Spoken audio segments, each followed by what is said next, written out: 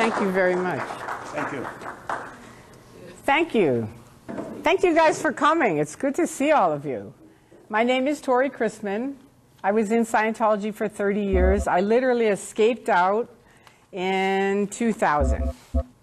And before I start, I want to ask a couple questions. First of all, is there anyone in the audience who is a Scientologist? Anyone who's from the Office of Special Affairs? Okay, good. That's good. Usually they send people. I was one of the people they used to send to try to disrupt meetings, and so that's why I asked, because I want to let you know, if anybody's here for that intention, I will ask them to leave. And I've already talked to Keith about it. That's the way it is. But they've come to a few meetings. Yes, sir? You would, wouldn't you? But they're chronic liars.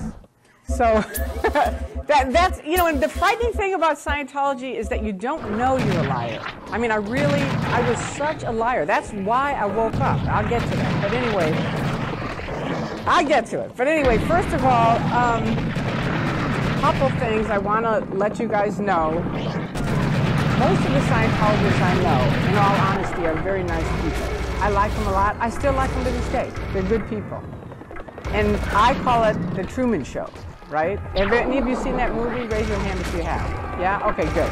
So it's very much like that. You can't see the walls when you're inside, right? But David Miscavige and some of the executives that run it are running these really creepy programs. And I'm going to tell you about that too.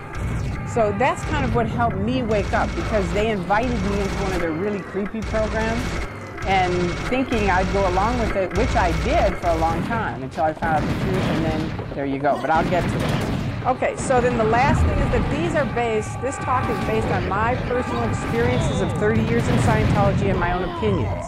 Because I have to say that because they're legal and they're always trying to sue somebody, right? But if it's my own opinions, I have a right to say them, right? So there you go. Okay, good. So first of all, I got in 1969. My parents are college graduates. My grandparents are college graduates. They're really big on college. I was kind of in and out of college. The 60s were the hippies. I became a hippie. I got into drugs. They had moved I was in Hillary Clinton's graduating class in Park Ridge, Illinois, north of Chicago. And then they moved up to Lake Forest, which is a very wealthy, it's kind of like the top wealthy people live there, right? And unfortunately, a lot of them were really snotty. Their kids, at least, were really snotty, nasty people. And I was like, this can't possibly be it. So I started on my own little quest to find something higher, right? And that was really hard on Scientology, because I started studying, looking, got into drugs, started doing grass. Okay, maybe this is it. That was pretty cool. LSD. And then now you're surrounded by a bunch of kids, and they're like, hey, try speed, try that. Shooting up speed, try that. Just one thing after another. We were in Haight-Ashbury with the Doors and the Stones, and I ran into Grace Slick about a month ago, or 2 months ago. She was in Hollywood, and I told her my story. She said, I can't believe it. You came all, full circle. Because I told her, I said, I was in a cult for 30 years. I knew you in Haight-Ashbury, and now here I am. But anyway, it's kind of a tricky thing. So I ended up shooting up heroin once, which Scientology has said, since I left, I am not only a heroin addict, but I'm a heroin dealer, right? Which I'm here to tell you, no, that's completely not true. They've made up thousands of lies about me, on and on and on, since I left, since the day I left, since I wouldn't go back. But I got sick. I got hepatitis from it. My parents flew me back to Lake Forest, and these two kids from high school came in with the Dianetics book. I have it here. This is the book they gave me. Dianetics. They gave me this book, right? See, I got all my little tabs and everything. I was into it, right? And they said, oh, you can have it. Keep it. And I thought, wow, that's really nice. They give me this book, right? And that's really how a lot of people get into Scientology. They either read a book, or they've got their little phony stress test. Come on, sit down. It's just a little test. See if you're stressed out. How many people in this room can say you're not stressed out? Right? I mean, we all in one. Oh, you can't. Okay, good. We got one guy. Most of us in this day and age, we all are, right? But that's their little phony thing. They used to have a personality test where they would actually go through and find out your own, what they called buttons, right? And then from that, they would just keep pushing that button and saying, can't Scientology can fix that, right? So they either do a seminar now, it's a free stress test, a book, one of their friends. Now they have a bunch of front groups, which you probably have some down here. Narcanon, which is supposed to help drugs, doesn't. Not too much. That's pretty bad. Crimenon helps the prisoners. They have Way to Happiness, where they go around and rope in doctors, dentists, and try to get them to pay for their books, which is basically the 10 Commandments, but Hubbard rewrote it. And they're just like, tell the truth, stuff like that. All the things they violate, they've got in the Way to Happiness, right? So they've got these little front groups, right? That's another way. And the other one is WISE, which is World Institute of Enterprises International. I think that's it. Does that sound right? WISE, or Enterprises. Scientology, World Institute of Scientology Enterprises. Okay, thank you. So anyway, that's like business. They'll say, oh, you've got a business, we can help 3 times your statistics. Give us 50 grand, we'll do it.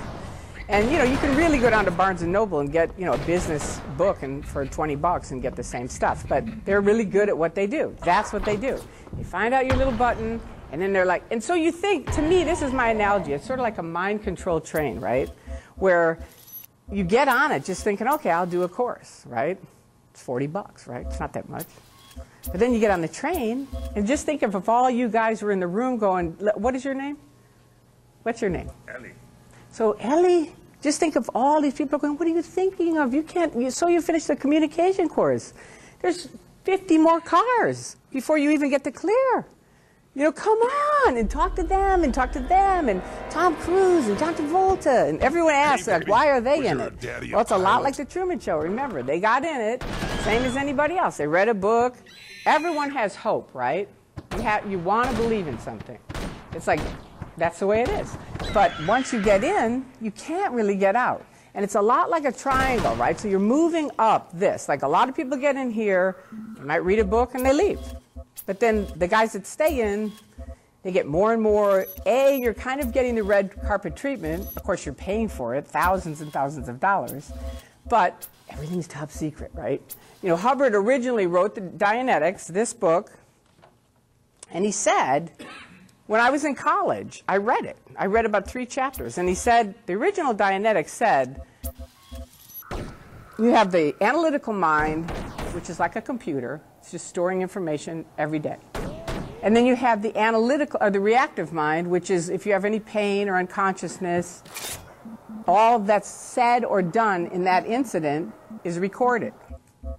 And then that can react on you. And he said you can erase your reactive mind, right? Now you notice, have any of you ever heard their anti-psychiatry thing? Have you seen that? Pardon me? No pills. Right, they have no, I have epilepsy. I don't know if I still do because I haven't had seizures in 20 years, but when I was in, they made me get off my medicine, and I was having horrible seizures, and thank God my mother said, they're going to kill you. You're going to get back on your medicine. From that, they declared my mother a suppressive person. Now, when you're declared a suppressive person, you've got 2 choices. They can either disconnect from you, in which case you never talk to your parents again, or your husband or wife or anybody who's critical of Scientology, or you can do a thing called good roads and fair weather, where you're just like talking about good roads, talking about fair weather, that kind of thing, right? So my mother and I basically for 30 years talked about the weather. That was it. And she would send me the Time magazine article, and I'd throw it away. And people say to me all the time, but that would never happen to me. I would never do something like that. But that's not true. I've talked to academics who've studied cults, and they say anybody can get in a cult. If you're in the wrong place at the wrong time, anybody can. And often people that are members of cults are from a regular family. They're not, people think, oh, they're really stupid or something. They're not. Actually, they're very often higher intelligence. They're looking for a better way in life, right?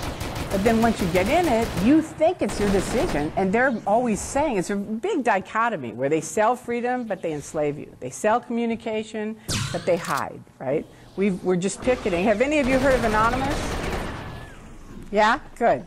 Okay, well, that's a really cool thing. This year, no? Okay, well, this year, Andrew Morton, you've heard of Princess Diana, right? So Andrew Morton wrote the book on her, right? And then he decided to write a book on Tom Cruise. And it was going to come out in January, and it did come out in January on Tom Cruise. And at the same time the book came out, somebody leaked that video. Has anybody seen that video of Tom Cruise on the internet where it's like you're either in or you're out? type it in sometime on the internet, and you'll see he really looks kooky, right? And Scientology did their typical thing of ordering it off the net, saying, no, you know, take it off. Well, a bunch of people they call themselves anonymous. They're internet people. And they all said, not on our watch. And they basically shut down their computer. I mean, their website, right? And they didn't hack it. It's like if you were going to go get on a bus and 100 people went on ahead of you, it would stop. And that's what happened, right? And they made a video saying to Scientology different stuff. Then we did a protest all across the world. There were 10,000 people protesting. It was really, really cool. That was the first one in February. And you can type it in February 10th plus anonymous and see it. It's really cool. It's amazing. Every state, you know, I think there was 17 countries. Ath is an anonymous person. Stand up. Here he is. Give him a hand. And how many cities were there? There were over 100 cities, and a lot of them are Ath's age. You know, young people getting up and standing up. It's really, really cool. I'm really impressed with it. And for all of us who've been, you know, kind of like fighting their abuses, most of the people that are against them are not against. Even though you all have heard about Xenu, right? How many people in here have heard of Xenu? A lot, right? Scientology, they start out in the beginning, they've got their communication course, then they have a thing called grades, where it handles your problems, communication, stuff like that. But right away when you get in, they also, hang on, I brought it, I forgot to get it out. Let me see. Okay, here it is. They also have a thing called Keeping Scientology Working, right? And every single course you do, you have to read Keeping Scientology Working. Okay? And part of it is knowing the technology, knowing it's correct, teaching it correctly, applying it correctly. But then he goes into this whole thing about how all organizations that have failed because basically people didn't hammer out of existence incorrect technology, right? And knocking out incorrect application and closing the door on any possibility of incorrect technology. So it's sort of like right away you get onto this thing of like, wow, I better get it together, or your freedom is really at, you know, jeopardy. And all these other people are agreeing with you. Now, if you have a disagreement on Keeping Scientology Working, you're sent to ethics, and they sit you down, or cramming, which is correction, and they say, you know, what word don't you understand here? And it's either a word or you've done something bad. That's it in Scientology. So you've either got to come up with something that you've done, or you're connected to someone like me, a suppressive person. So there you go. So that's Keeping Scientology Working, which every single course they do. So they've got all these different little charts of things that you're learning when you get in it. They're all, you know, the administrative thing, and they're always kind of evaluating where are you on all these charts, right? And where's the person? They call, all of you in this room are called WOGs, which stands for, Hubbard said, wise old gentleman. But I found out since I left, it's really kind of a racist term from Africa. But they say it in a very put-down way anyway. It's like, oh, he's just a WOG, you know, or, oh, yeah, my boss is a WOG. You know what I mean? They're just they really degrade everyone but them. And that's part of a cult. It's like us versus them, right? So does anyone have a question first before I go on? Yeah? Yes? But you've asked people familiar with certain topics. Could you give just a Scientology for dummies for people who are not familiar with the term of Xenu and things like that, if you weren't going to do that? Good question. All right, so here it is. This is Scientology for dummies. Give me your money.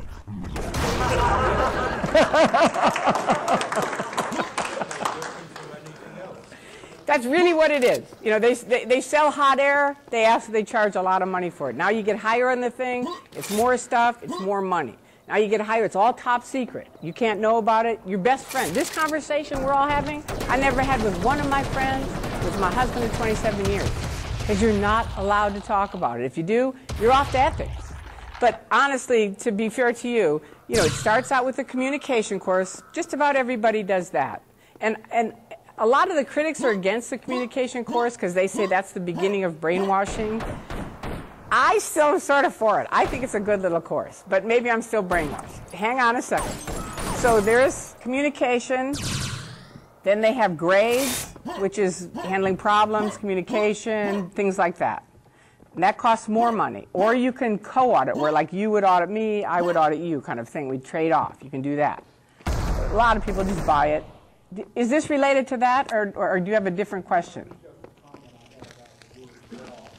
Yes.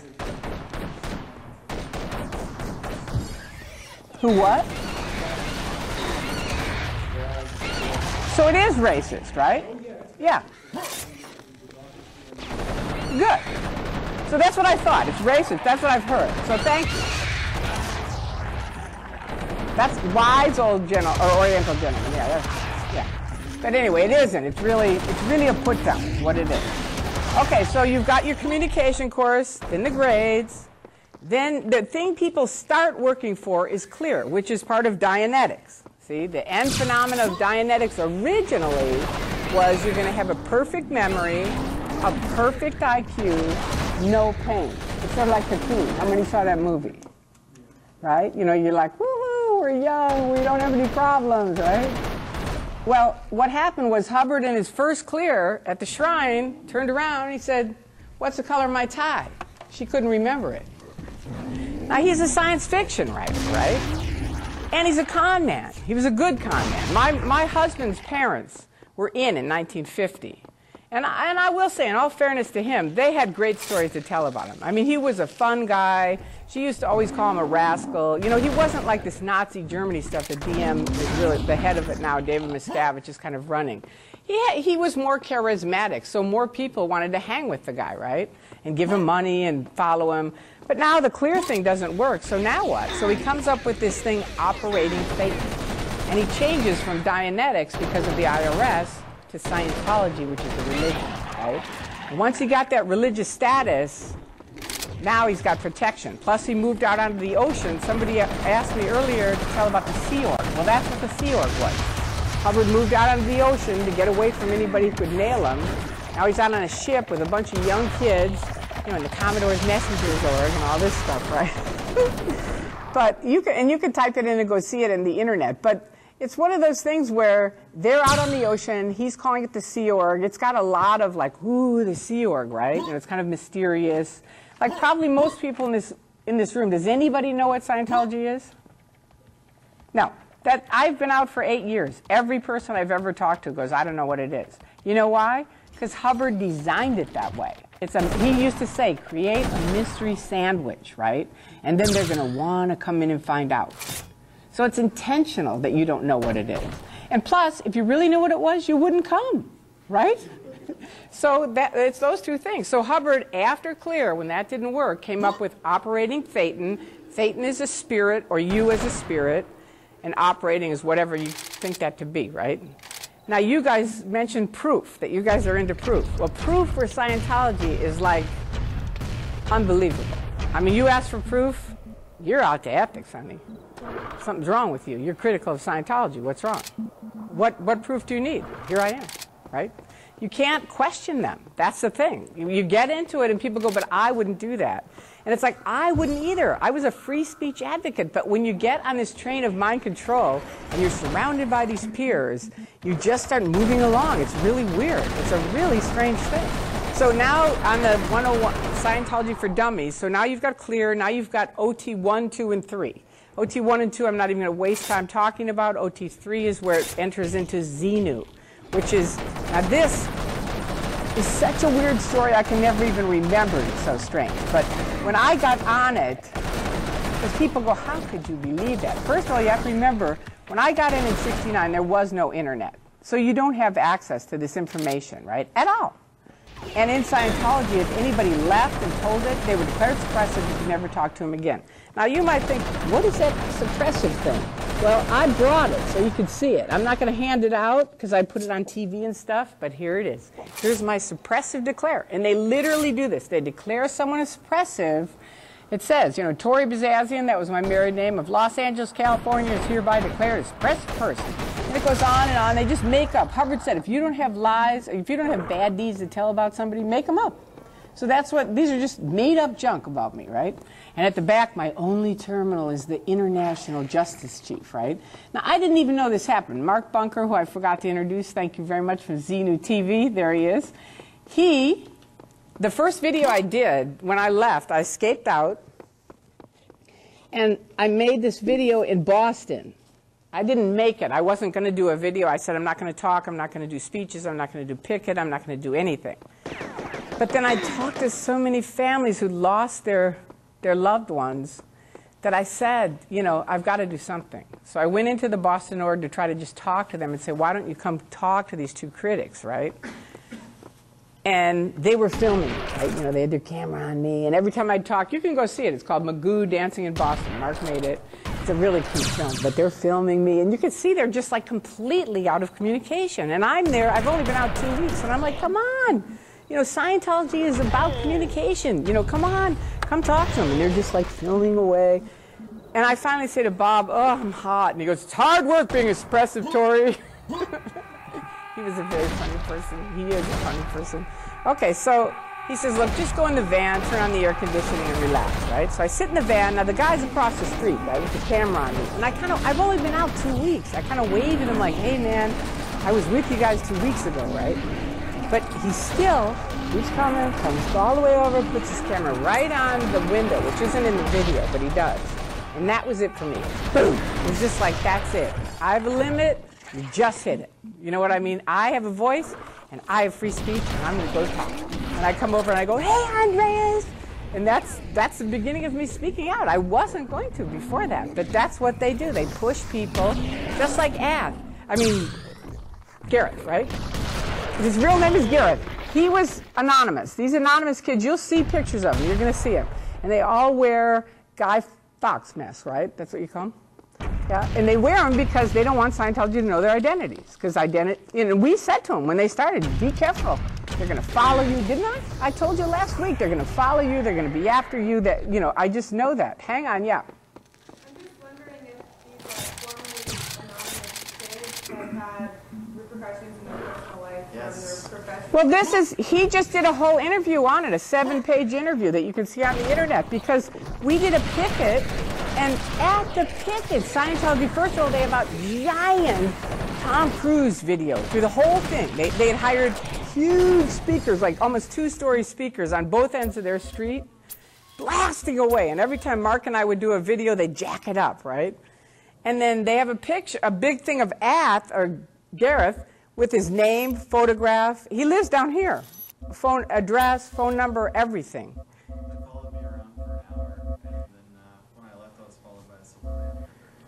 Yeah, they follow you around. They're really, really, that's the dark side. But you think, well, I wouldn't stay if I knew that. But most Scientologists do not know that that's going on. They don't. And so they're like, oh, I was that way. And I went for the Office of Special Affairs, which is like, they told me it was PR and legal. But really it's PR, legal, and their dirty tricks. But I didn't know that. And when I finally woke up, I woke up in 2000. When I finally woke up, if you just think of a black sheet, that's how much I was positive. Hubbard wrote a thing called fair game. He said you can lie, cheat, steal, destroy someone utterly if they're an enemy of the Church of Scientology. But I stood up in court saying, that's not true, with Margaret Singer. I did. That's not true. We don't do fair game. She's lying. I was positive it wasn't true. But it turns out that at the bottom of the original thing, it says, this does not apply to suppressive people. Remember, I'm a suppressive person now, right? So they can lie, cheat, steal, destroy me utterly. Right? But they whited it out. So that didn't say that. So I was positive they didn't do fair game. Now, you have to remember where I was, because I forgot. Where was I?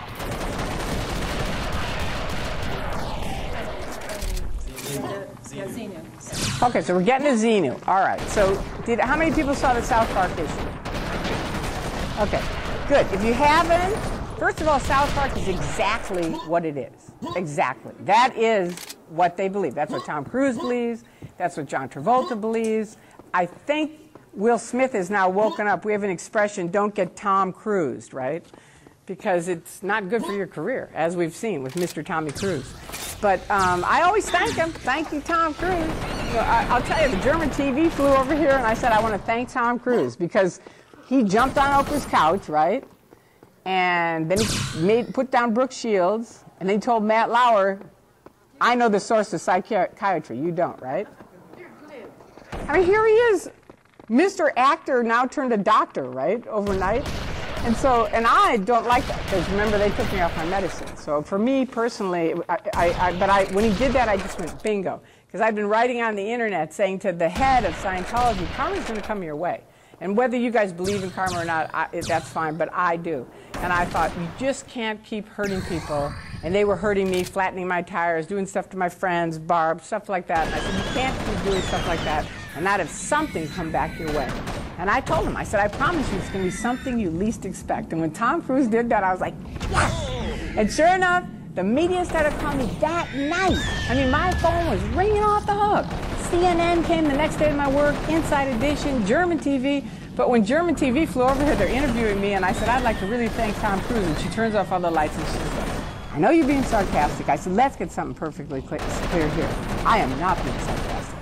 Tom Cruise, before he did that, the media were terrified of Scientology. They would not interview us. I mean, we were critics. I was an ex-Scientologist. They were like, don't want to get into the legal issue of it. But it was almost like Toto in The Wizard of Oz, where he pulled the curtain back and said, this is what I look like. And they were like, what is that? And I was like, well, I can tell you, I was on the same level he was on. I know what happened to him, at least in my opinion. So anyway, I thanked him. And if you notice, back then with Katie and Tom, there was always a girl right between them, right? And that's Rebecca, who is a Sea Org member, right? And she's there to report up to David Miscavige what's happening with Katie, because they were trying to get this whole thing going, right? And they said, what'll happen to Katie if she leaves? And I said, well, you know, I left and I lost all my friends of 30 years. And I looked in the camera and I said, and my husband of 27 years. My husband called me up that night and he says, I never left you, you left me. And you had an affair. And I said, who did I have an affair with? Right? It just went on and on, rattling on all this stuff. And all of a sudden I realized this is an OSA thing, which is the Office of Special Affairs. And I said, you know what? Our friend, Bill Yachty, works for the Office of Special Affairs as a volunteer. And I had helped him. And I said, you can tell Bill Yachty to go to hell, because I know where you are, and let's get something straight here. My front door is open. You can walk in my house tonight. I don't know where you live. I don't know where you work. You won't talk to me. So don't say I left you. And you know what he says? Well, my wife and I want peace. I said, your wife? You know, it was like we were divorced, but I didn't know he was married. But that's how they are. They won't even call and say I got married. I found out his mother died on the internet. Somebody said, rest in peace, Flo Bazazian. And I'm like, I called him up, rest in peace? Your mother died and you don't have enough guts to call me up and say your mother died? It's amazing to me that the stuff they will do. If you're a declared suppressive, you're just like worse than filth. Yeah. A lot of cults have more of a physical kind of, campus, so to speak. It sounds like Scientology is more successful at kind of being the university without walls to some extent. But it seems like, gold-based. They do have, you have to remember, they have the Sea Org, then they have staff, then they have the public. So for the public, you're right, because we live in houses, we don't live with them. You see what I mean? But you always have to, they're always getting you back to their base. You see what I mean? You've always got to be on course, or getting auditing, or donating, or buying books. There's always something that's going on to keep you into it. So by the time I finally woke up, and I'm trying to think of the time. Where are we at on the time? 3 hours? No, really. Yeah? Okay. No.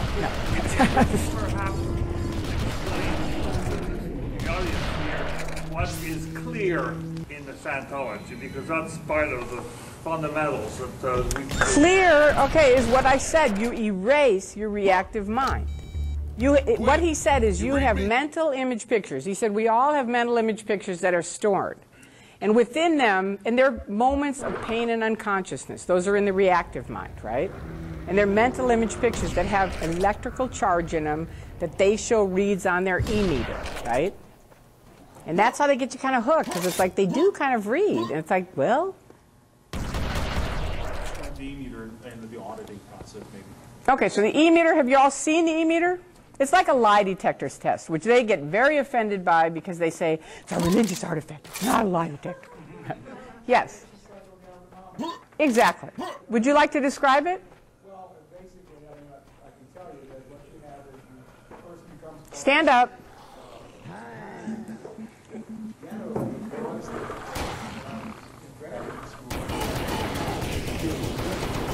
Because we had a person come from a surgery, and what the device does is it may use plus the surgery.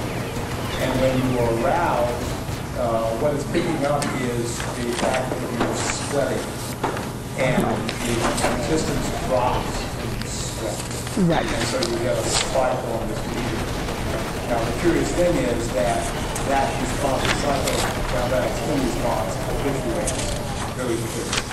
So if you keep, you talk to somebody. I have one that I played with. I remember one of my colleagues I knew was having an affair, and I had him going on this thing, and I said, "Oh, here comes so and so," which was the husband of the woman who was having an affair. And the thing went. But if I kept doing that, that would have begun to die out. And I think the Scientologists would have said we were sort of going through some kind of auditing, and the response was being degraded to the reactive mind. Yeah. Exactly. So once it's going like this, which they call a floating needle, that means it's erased. That's what they say. Thank you for telling us that. Thank you. So.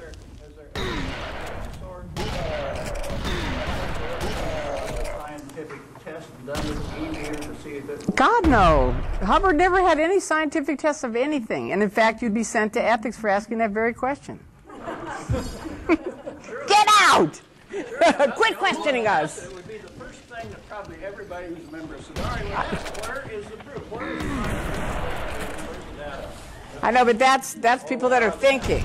You wouldn't be in there. You talk about the people who get in and have to spend money going on. What happens to a poor guy like me who probably would spend all his money at the bottom level, wouldn't have anything more to give him? Well, there's a couple of things. One, they could sign you up for staff, which, it's like, what are you doing to help mankind? We really need, we need you. I mean, we're going to all these other countries, and you'd be perfect. In fact, we think you could run the Bridge Publications. You might be a perfect manager for that. And people are like, well, okay, I'll do it. You know what I mean? And now you're thinking, and when they get you onto staff, you're thinking, and that's the billion-year contract, right? And they're thinking, wow, I'm going to have a luxury accommodations and all the auditing and training and everything else for free. The truth is they get paid $35 a week. They work 24/7. It's like a slave camp. And then as soon as you do anything that they don't like, they put you on what they call the RPF, the Rehabilitation Project Force, and it is like a slave camp. And you can't get out. Some of my friends, some of the stories of people that have gotten out of there, it's really scary. Anyway, did that answer your question? Okay. Yes.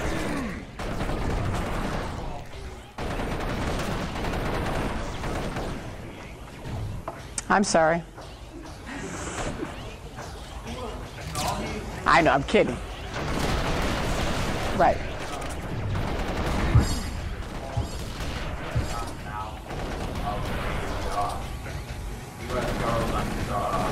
Military. Yeah, veterans hospital.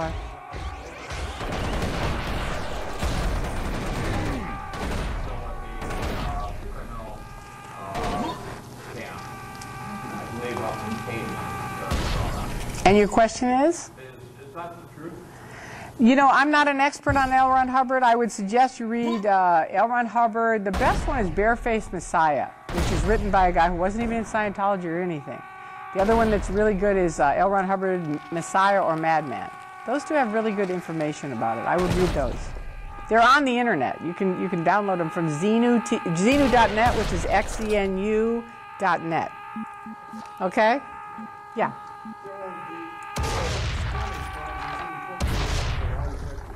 Right. So it's obviously something. No, I'm not saying it's nothing. I'm not saying it's nothing. I'm just saying, the.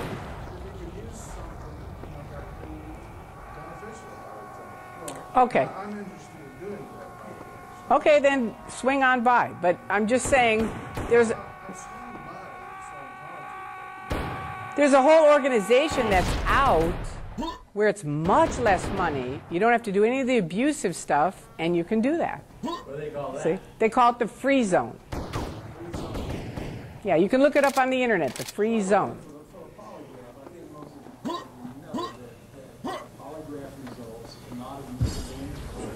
Yeah.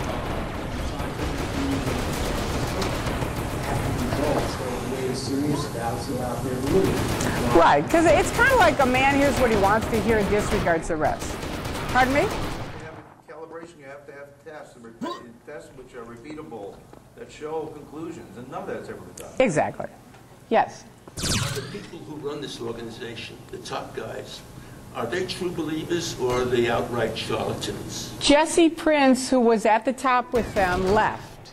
And that's a good question. When Hubbard died, I'm going to tell you what happened. Because we were at the Palladium in Hollywood. And L. Ron Hubbard had died, right? That's all we heard. They announced it at the Palladium. And what they said, instead of he died, he decided he couldn't do all the research with his body. So he had to drop his body, and he's moved on to do higher research for all of you. And I'm like in the audience going, what? You know, it's just... Exactly. So he moved on, and they said L. Ron Hubbard wanted Pat and Annie Broker to take over the Church of Scientology. But all of a sudden on the stage, there's this little switching, and now David Miscavige is there, this little short, kind of skinny, wimpy guy, and he's the authority, right? And there's this big, like, don't ask, don't tell, don't say anything, right? And it's like, so for years, this was in '86. I didn't find out till 2000. I escaped out. And in 2000, I sat down with Jesse and I said, what happened? How did David Miscavige take over the church? And he said, you want to hear it? He had a martini. He was really funny. He goes, let me tell you the story. He's a very funny guy. And he said, basically, Hubbard in the 80s, I think it was in the 70s, 80s, I may have the time wrong. But anyway, he had basically said, I'm done with the Church of Scientology, moved up to his ranch. I think he wasn't feeling too good. He had gotten kind of caught in his own little, pardon my language, but bullshit story, right? With Xenu and all that, right? And he was trying to fight off these body thetans that are connected to Xenu, the evil warlord, which was 75 million years ago. The evil warlord named Xenu, trying to handle overpopulation on another planet called TGX. To handle it, murdered all these people, blew them up in volcanoes.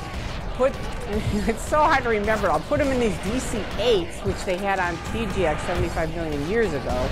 Flew them over to the volcanoes, put them in it, blew them up, and then their spirits went up, stuck on all these electronic strips. And those strips, they flew over, put in theaters, and you're implanted with all the religious stuff from church and God and Jesus and all that stuff. So they trying to say they're a religion and they're equal to Christianity, type in Hubbard plus Christianity and listen to some of the quotes this guy said. It was like very strange, but now I forgot where I was again. Where was I? I was somewhere important. Okay, so how did I get up onto Xenu? This is part of Scientology. You get kind of screwed up, and especially having the seizures. They made me have all these seizures, and my short-term memory's all screwed up. So that's a good question. So you get on it, and you truly believe it. Like for me, the doctors don't really know what causes epilepsy, right? So this was truly for me. They hand me a pack. They go, okay, here's your secret pack. Go into the room and read it. And so now you have to remember, you've talked to thousands of people by now that are going, oh my God, OT3 is so great. Wait till you get on it. You know, I healed this and I fixed that and I can fly and you know what I'm not really, but you know what I mean, all this stuff that they could do. So I get my pack, I'm all ready to find out what is so great about this OT3. And you have to jump through a lot of hoops to get on it. You have to be invited on it now, a written invitation. So you know, you really have to, like I gave this example, like, what is your name? Joanne. So this is what they would do. Like, Joanne, come on over here. We think you're ready for OT3. Like, probably most of these people, they're not going to make it. They're not upstat enough, but I think you are. And I think you're ethical enough. And you need to see the registrar, and then we're ready to get you on it. Do you see what I mean? And you're like, wow, really? Me? Out of all these people I'm picked? I mean, it's not literally like that, but it almost has that feeling where it's sort of like, well, okay. So now they give me the pack. I go into a room. In '79, it was like a little closet, right? And I walk in the room. I open it up. And it's handwritten by Hubbard. 75 million years ago. Oh, first of all, he says, and I better say it here, could get pneumonia. You hear about this before you're ready. So if you want to leave now, you can all leave. So he says that about how I nearly died out in a ship doing this research, and you know, I was like so close to it, and I nearly died. And that was it for me. Because when I was in high school, remember my parents moved from Park Ridge to Lake Forest. I lost all my friends. Now I'm with the top of the scale of money, right? And I'm going, there must be something more. I started studying Buddhism, Taoism, and stuff like that. I'm looking for a higher power, and I get epilepsy. And I start having these seizures. And he's talking about how he nearly died because he got real close to the truth. And I thought, oh, that's it. This is why I have these seizures. Because of these body things all covering me. Right? Because that's what he said. The guys that are on the electronic strips, they put them over in the theaters, and they let them out into the universe, and they're all helping you. All your problems are because you're stuck with all these body things. They're stuck all over you, and they're unconscious, too. You have to go locate them in session, solo, all by yourself, find them, run this really weird process on them, and get rid of them, right? Very strange. But I believed it so much. I mean, at first, did anybody read the book Lincoln here? It's a really good book on your own instincts, your personal instincts. My first instinct was, what? Xenu the evil warlord? But then the second thing was, like they talk about in Blink, just because nobody's read it, in the Getty Museum, they had a statue, right? And they thought it was from another century. And they were positive. They had it for a year studying it. And then finally a guy walked in and he said, that was never in the ground, it's a phony. So they went to the guy that bought it and they said, what did you first think when you bought this thing? And he said, you know what? My first instinct was it's a phony. And that's kind of, see, my first instinct when I saw Scientology was like, wow, you know, Nazi Germany with the big picture and the uniforms and the organization. But then I went out and saw my friend, got stoned, came back. Now I'm stoned, and he's like, yeah, I don't like the picture either. I don't like those uniforms. Don't worry about it. Let's go meet the auditors. And meeting the auditors, I was like, wow. And that was the second, I remember to this day, I turned off my critical thinking. And I thought, you know, I don't care what these people believe. They're so nice. I want to be like them. And that was the beginning of me just literally shutting down my life, right? Because now once you're in. But good things did happen too. One of the good things was, and I wasn't a big druggie, but I was into drugs. And even though people may think, oh, cool, she was into drugs, but it's like, it's a long, deep path. You know what I mean? It's not a good road. And so for me, it was a good thing, because as soon as I got in, they said, we don't do drugs. They were totally drug-free. And in a way, that's good. In a way, that's bad. For me, it was good, because I stopped doing any kind of street drugs. But I ended up having to fight them for 30 years with my medicine. And truly, I'm probably free because of my mother and my medicine, because of having to fight them and all the other abusive things, me having access to them. As you get higher up, so you get more roped in, and you get more cut off. It's really weird, like you can't talk to people, and it's more serious. I mean, it's just unbelievable, the confidentiality by the time you get to the top where like Tom Cruise is. I mean, just to get in the door. You know how you have a keypad? They have a drill on how to press your keypad numbers in. And if anybody ever sees you press a number, right after, honey, you're off the level. You got to redo all the conditions to get back in. It's amazing. Anyway, yes. Can you get back to how that, whoever it was, David Miscavige. So, thank you. So basically, what happened is Hubbard moved up to the ranch, and he said, look, I'm sick of this. Bring me $1 million a week, right? So David Miscavige and a couple other guys, Jesse being one of them, would hustle over to Vegas. They'd party, and then they'd go to the ranch, give him the $1 million bucks. He'd open up the suitcase with cash, see it's there, close it, put it next to his bed. They'd go back to LA, and this was a weekly thing, right? Get the bucks. So now Hubbard dies. Now we don't know whether they killed him or whether he really died. I don't know. But what happened is Miscavige, this is what Jesse told me, and Jesse was way at the top with him. Miscavige said, either you get the hell out of here and never come back, or I, personally, am going to put you in prison for the rest of your life for transporting money and never paying taxes on it. So David Miscavige took over, and he's really a creepy guy. lot of people have left now. I mean, I dealt with him just because of being at the top, not one-on-one, but just all the stuff he did to us. But a lot of people that are Sea Org members now are out, and he is now beating up people, you know, which is like physical abuse. And I met a guy at a party, and he's like 6'2", and Dave Miscavige is a little guy, and nothing against short people, because this guy's short inside and out. Do you know what I mean? He has no strength. He's just a weasel, right? And so I said to this guy, I don't get it. You're a big guy. How could David Miscavige beat you up? And he said, well, first of all, remember the cult mindset, and remember he always comes with big, strong guys with him. So there you go. So that's how he took over. When they had the most people, about how many people were parishioners or? It was mobbed. I mean, in LA there were tons of people. It was really fun. You know, in the old days it was. How many? I don't have an exact figure, but they say 8 million.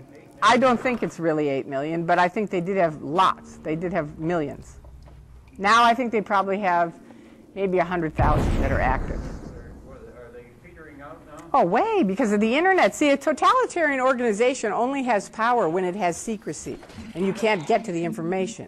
With the internet, we can all go to it and find out the other side. I'll let you go with that one. Yes? Right, Jenna. Well, thanks to Anonymous, with 10,000 people speaking out and kind of being there, it's like having, this is how I look at it, it's like having this huge mob of bodyguards, you know, that'll help you, right? And strength. And so she decided to speak out, and he's disconnected from her, and he's disconnected from his own brother. So now Jenna and Astra Woodcraft, who's a girl, another young lady who was in their Sea Org, they now have a thing where if you get pregnant, you're not allowed to have children, because all the kids ended up joining gangs, so they put in forced abortions, which you don't know about when you're in either. But I found out when I left. And so she got pregnant to get out of the Sea Org, because she knew she couldn't get out any other way. So she got pregnant. So it's Jenna, Astra, and then Kendra Wiseman, who her parents are like, they're public, but they're way high in the church. And they disconnected from her also. So the three of those girls started a website called xscientologykids.com, and it's great. It's really good. I highly recommend you go read it. xscientologykids.com. Yeah.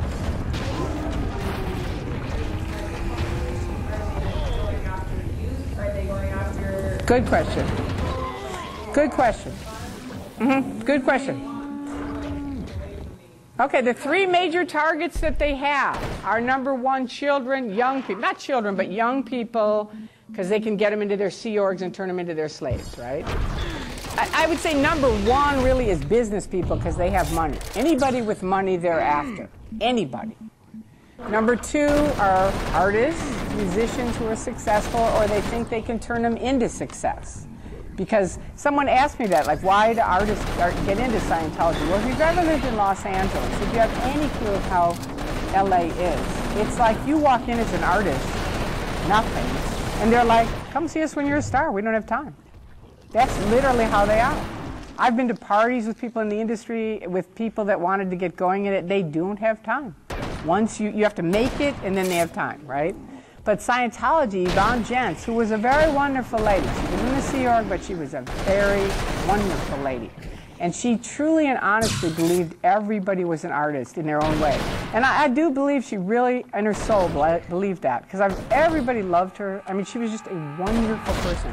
And she got a lot of the celebrities that are in because of Yvonne. Because she's dead now, she passed away. But she was such a kind person, and she believed in people so much. And she was so kind. And she would have these meetings with artists, and it was like, anybody, you know, if you want to do it, come on in, we'll help you, right? Whereas in LA, nobody else is going to help you, right? So they kind of have captured that audience. And that's where they go with it. They don't know, again, you're getting onto this mind control train, you're going to be getting all the money, money, money. And as you get to the top, you know, you're so much in the Truman Show, you can't question it. You know, like you guys are used to asking for proof, for questions, for what's the science. They can't do that. Yeah. Is there someone else? Do celebrities have to Oh, definitely. Tom Cruise just gave John Travolta just gave $1 million to handle Anonymous and the critics. And Nancy Cartwright, who's the voice for Bart Simpson, gave him over $1 million. 10 million? Wow.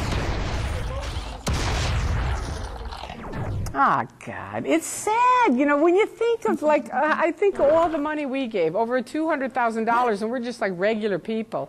And that was just part of it. That was our inheritance. And my mother-in-law, because they got in 1950, she was way at the top of the triangle and said, well, we're going to put all your inheritance into Scientology so you can have the whole bridge. Yeah. I think I read in a magazine that said that Tom Cruise was gay.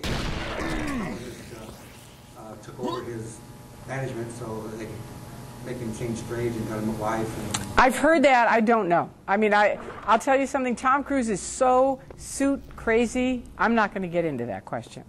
You know, that's something you can read up on. I know that there are some people that are gay in Scientology, some celebrities that are gay, and they're very, very weird on it. They, you know, now they're trying to be friends with gays because they realize they have money and they have connections.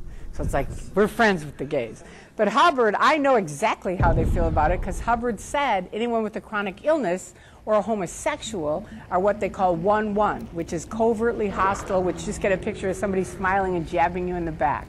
I'm not covertly hostile. You can see, if anything, I'm hostile. If I'm ticked off, I'm going to tell you how I feel, right? I'm from Chicago.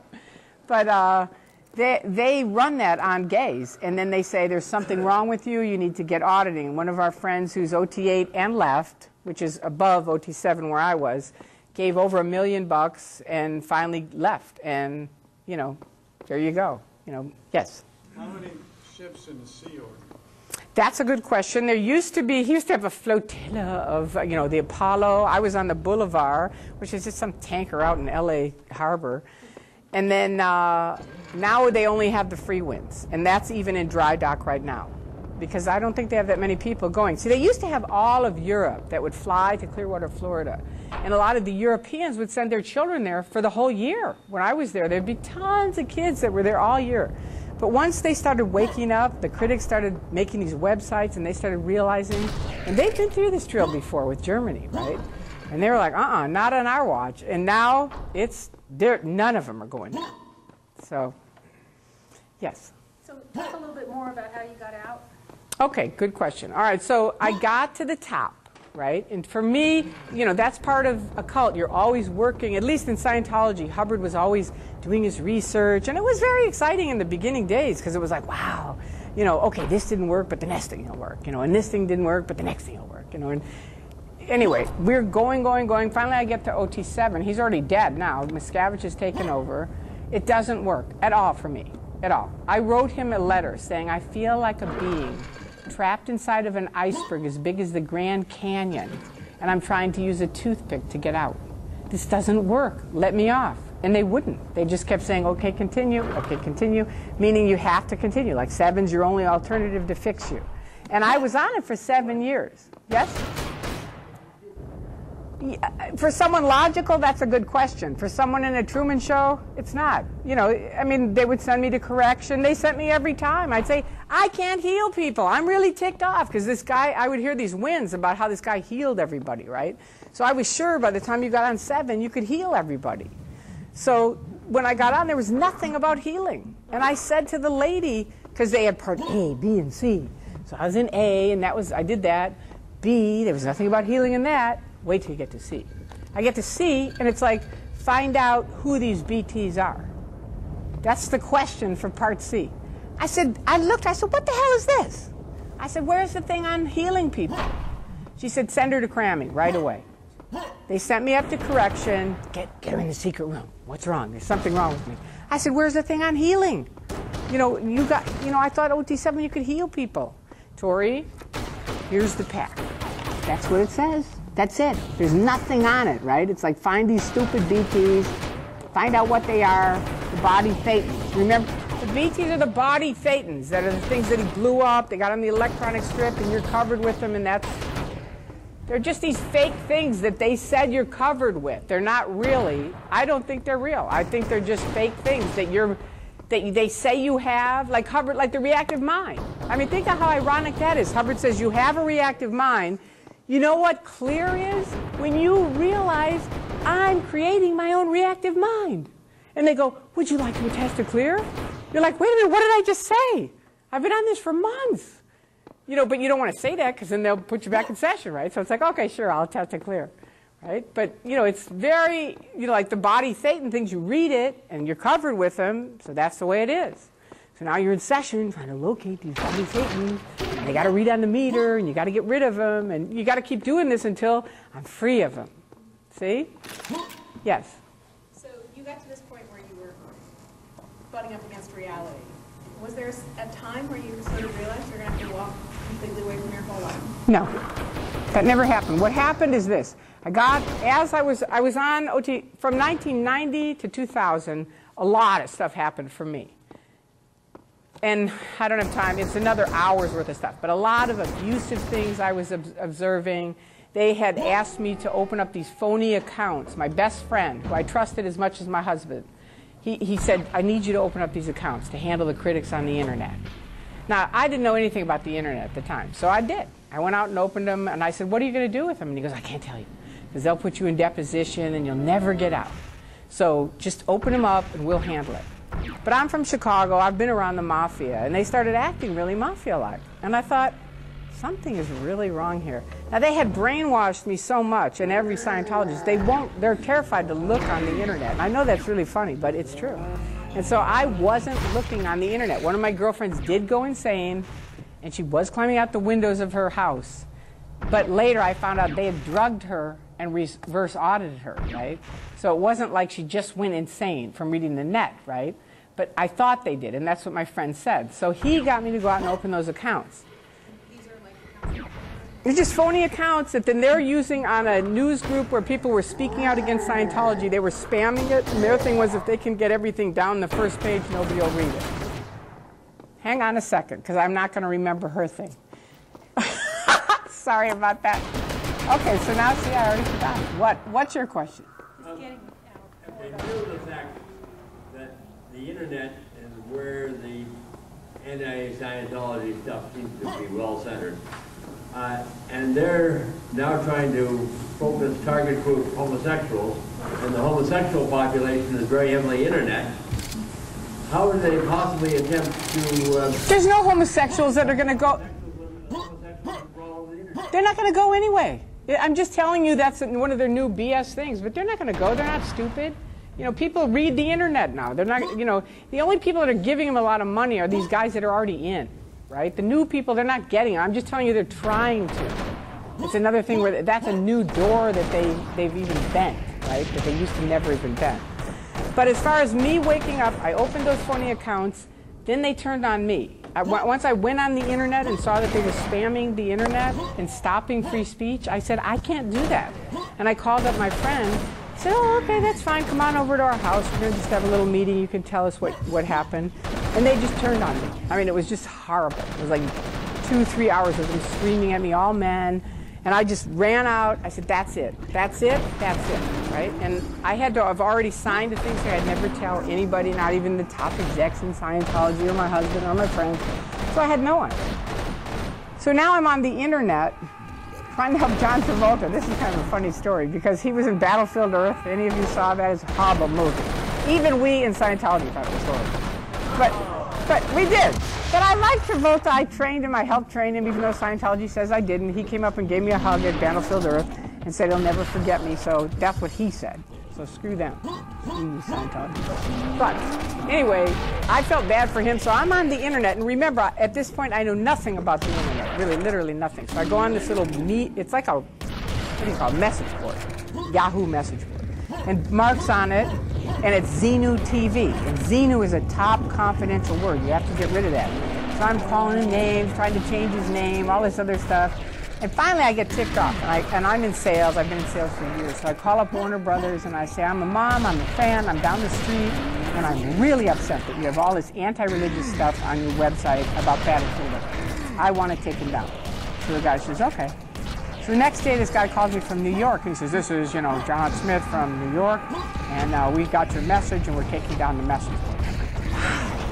You know, to me, it was like, just like, really? I was like amazed, right?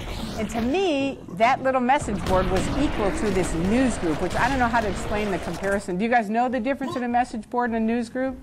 Everybody does, but I didn't. See, I thought, like, it's sort of like a little local paper or your San Diego Times, right? You know, that's the difference, you know, and the other one, no way am I going to get it stopped. But I thought they were the same.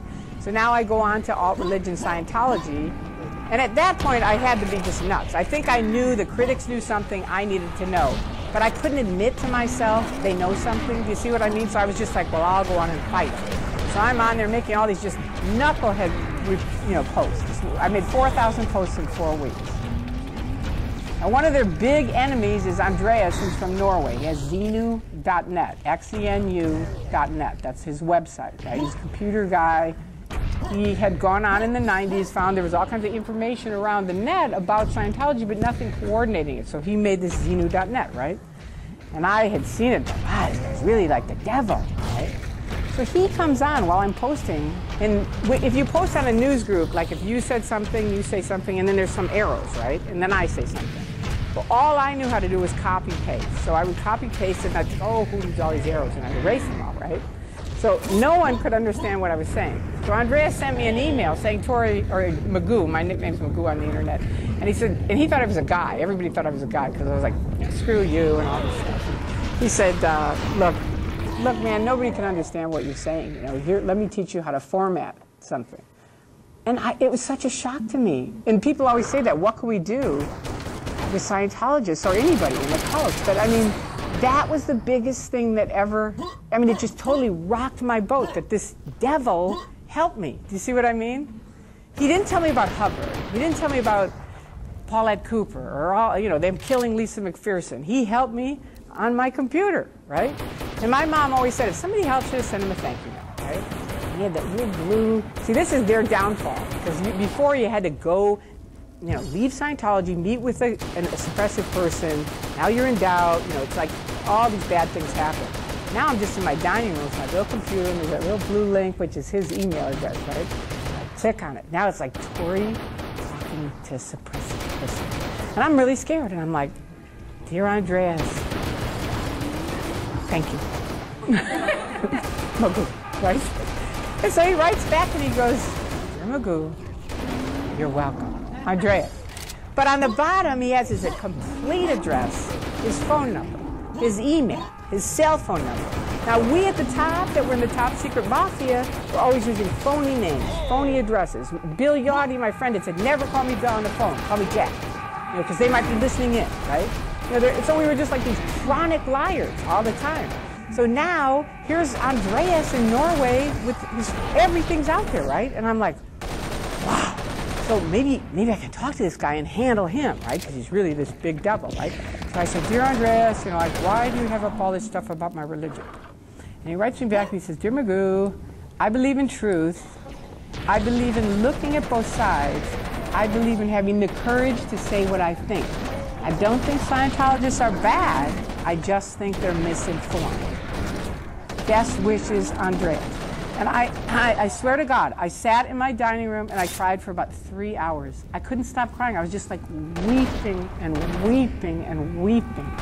Because it was like my little Truman Show. I didn't even realize it was a Truman Show until he said that. And then I realized that was who I was at 22 when I got in. I believed in truth. I believed in, just like you people, I believed in looking at both sides, right? I believed in truth. I believed in everything, right? I did still have courage, right? But now I'm at the top, and I can't talk to people. I can't read books. I can't watch television on certain stations. You know, it's like everything's self-centered, censored as you get higher up.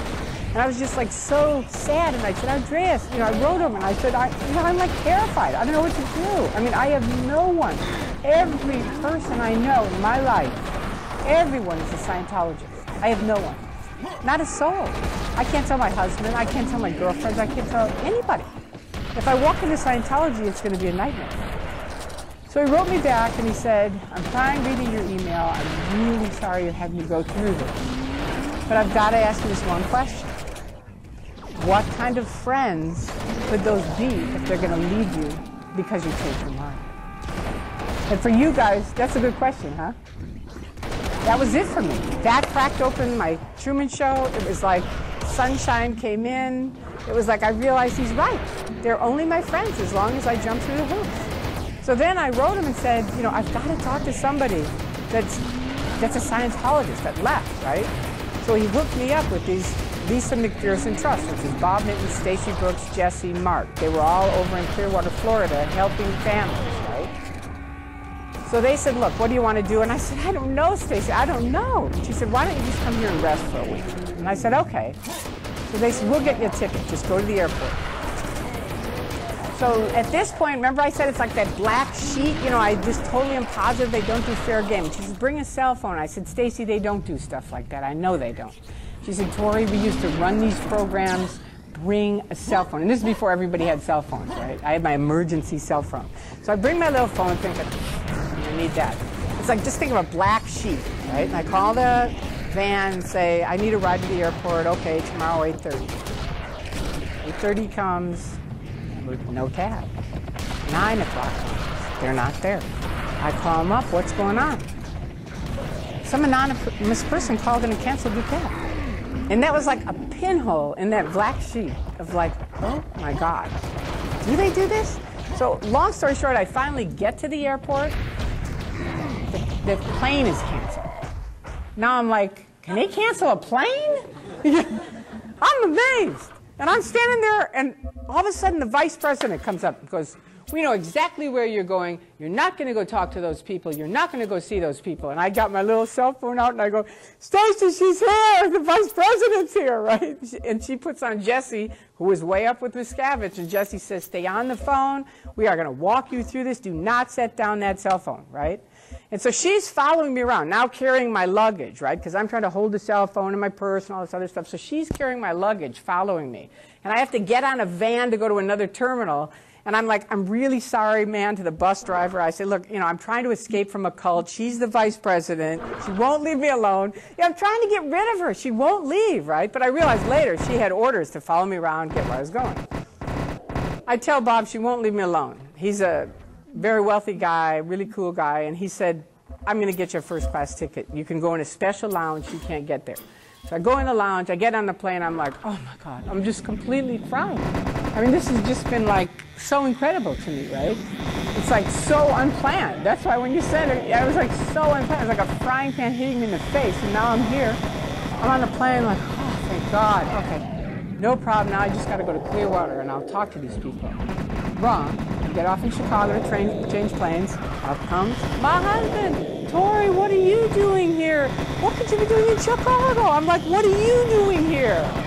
He's like, I just happen to be here. I'm like, sure, right. You just happen to be here. He's like, we need to go on a vacation. Well, vacation for Scientology, and I don't even know if he knows this to this day. The day I knew, he didn't know about all the secret stuff I knew. He didn't know about it. But I knew about it, and I knew they knew I knew about it. And I knew they were going to probably lock me up in a cabin in Wisconsin. I don't know what they did. I don't. But I knew I wasn't going there. And I said, get away from me. Just get away. So then OSA comes up with the secret police, with all these papers.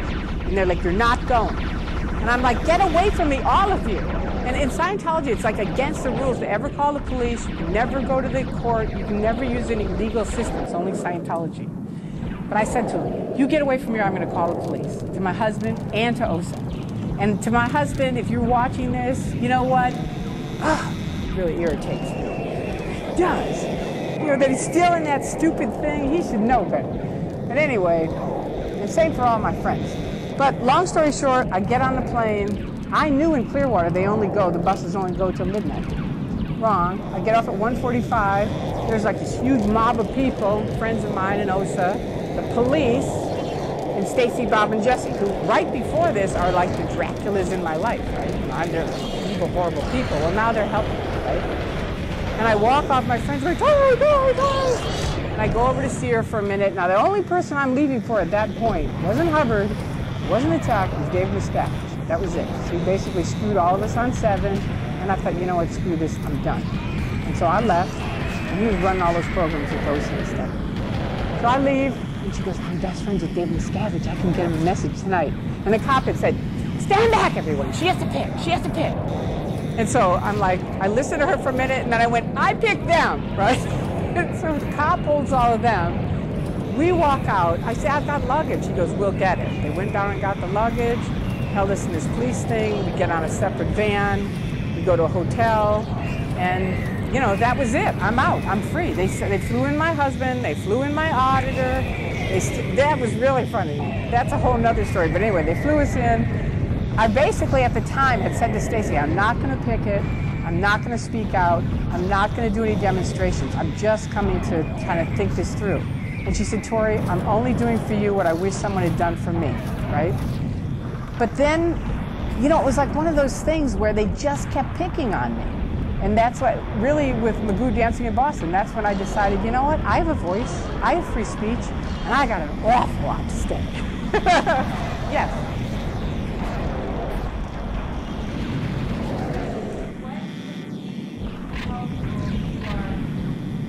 Oh, I heard about these new thing in Scientology.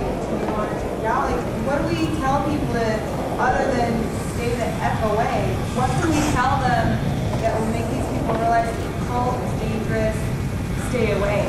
Well, what I always say is this. I talk to a lot of people all the time, and a lot of people are in the same boat. They don't really know, or they might, like one kid pulled over as an example. He was on his way to give them $10,000. He saw us picketing.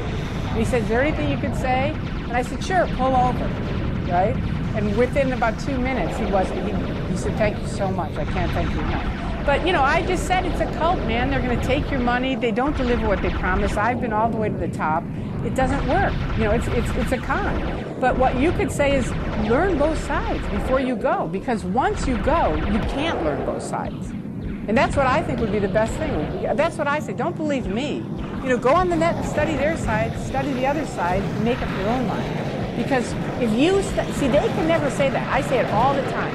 Look at both sides, make up your own mind. All the time. They can never say that. They just say, look at our side, look at our side, look at our side. And you can even ask someone, why do you think it is that they don't want you to look at both sides? Right? Does that answer your question? Okay, good. Yes.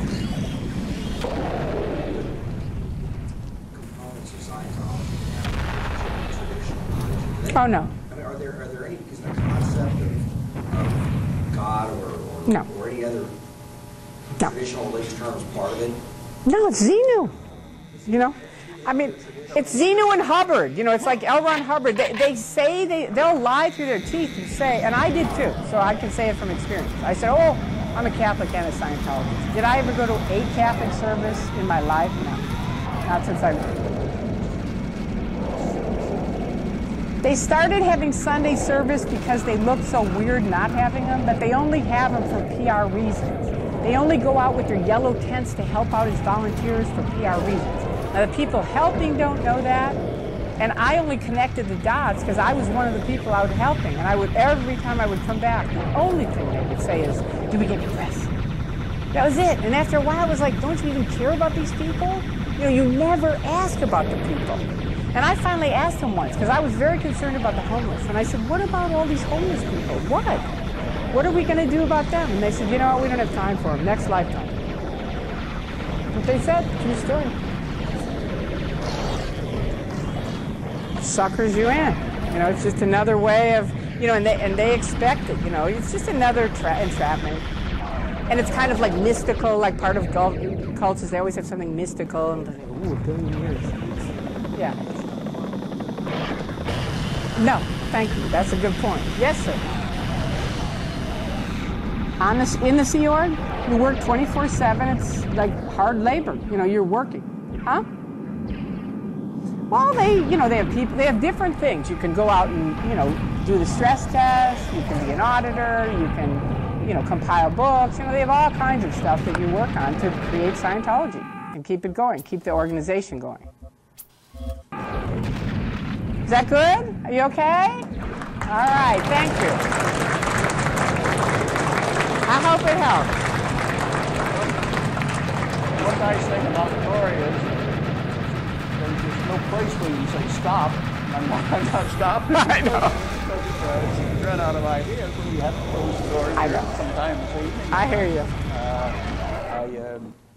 Well, it's a great At audience. the risk of going beyond just being a skeptic and perhaps being a cynic, I think anytime you say what, why, or where's the proof, you're going to have a hell of a time getting by most religions anyway.